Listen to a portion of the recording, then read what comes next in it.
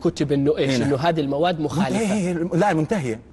طيب هذه الشركات المواد الغذائيه تتقدم للجهات الحكوميه ان عندنا مجموعه 10 مليون دجاجه، 5 مليون دجاجه، أيوة. 100,000 راس غنم تالفه، هذا ما يقدر يتلفها بالحاله.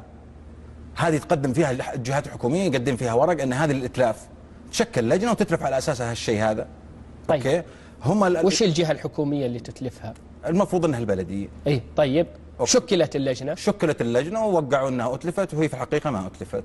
هذا كلام خطير. إيه؟ انت وقفت عليه؟ ايه طبعا ما وقفت معاهم، هم يشكلون اللجنه، بس وقفنا على الدجاج المنتهي يتوزع، شفناه بعيننا موجود يتوزع. ايه استاذ مفرح، الموضوع هذا الناس شايفته، انا اتواصل مع الناس يجي تقول لي عمر ترى فلان هذا احنا شايفين الدجاج اللي عنده هذا منتهي، يعني مو انا اللي اشوفه بس، الناس من كثر ما تبلغ وما حد يستجيب ملت، ما عاد حد بلغ، خلاص العالم تعبت. احنا نزلنا عشرات الفيديوهات، مو فيديو ولا 2 ولا 3، احنا نزلنا فيديوهات على اغنام تذبح مريضه، جمال تذبح مريضه، دجاج قاعد يوزع خربان، الاكل يدور جوا المطعم، يعني هم شافوا انه هذه ما تخفى على احد، احنا ما قاعد نتكلم على شيء مو موجود، هذا الشيء موجود قدامك.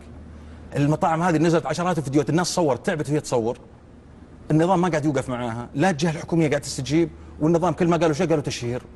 نظام التشهير هذا الان وقف، ان المواطن نفسه يصير هو رجل الامن الاول، كل ما واحد قال له كلمتين قالوا تعال وقف، هذا نظام تشهير، لا تذكر اسماء. طيب انت شو ببلغ؟ طيب هذا احنا قدامك، احنا من كثر انا ما بلغت شخصيا، البلديه ووزاره التجاره ما عاد يستقبلون ارقام. طيب في اعتبار لتبليغك كونك مورد وعارف الخفايا؟ لا ابدا، اتصل زي مواطن.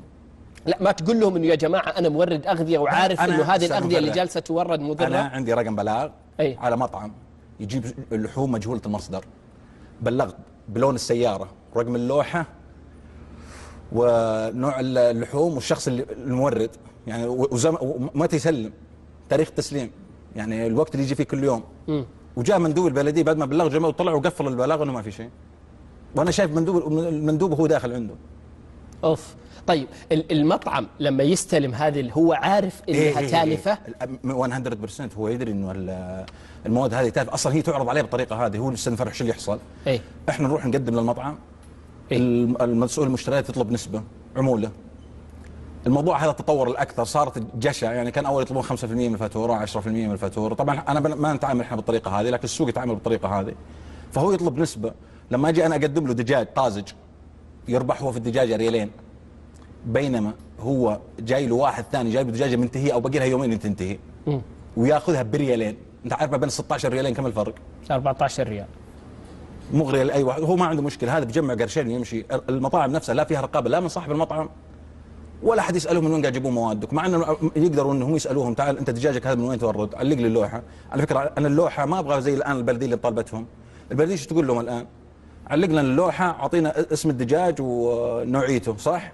وغير مطبقه اساسا، ما اعتقد ان احد شافها الحين. انا ما نبغى كذا، احنا نبغى اسم المورد مين؟ لان انا لو صار عندي دجاج منتهي ابغى اعرف اللي ورده، صح ولا لا؟ مشكله السوق الموازي اللي هي السوق السوداء، البضاعه من ياخذونها وهي تالفه عشان يوزعونها 6 ساعات تختفي.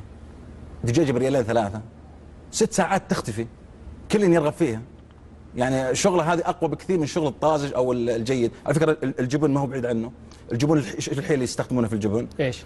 يجيبون قوالب الجبن منتهيه الصلاحيه، يروح يبرشها عنده في البيت وياخذها المطعم مبروشه، حتى لو جاء حق البلديه يضبطه ضبطا ما يقدر.